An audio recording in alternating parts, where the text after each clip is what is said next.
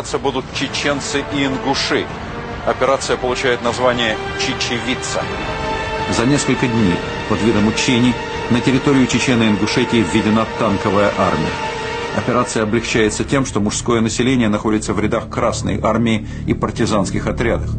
20 февраля в Грозный прибывает Берия для личного руководства операцией.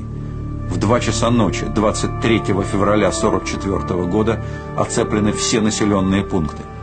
Всех поднимают с постели, гонят на улицы.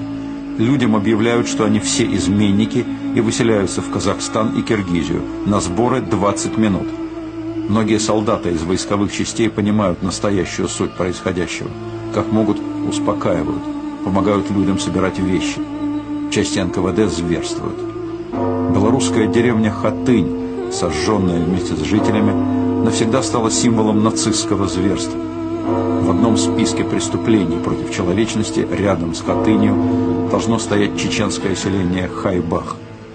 Когда после массового выселения выясняется, что жители некоторых горных сел остались на родине, органами НКВД проводится серия карательных акций. Жителям селения Хайбах объявляют, что больные и престарелые должны остаться на месте в ожидании транспортировки.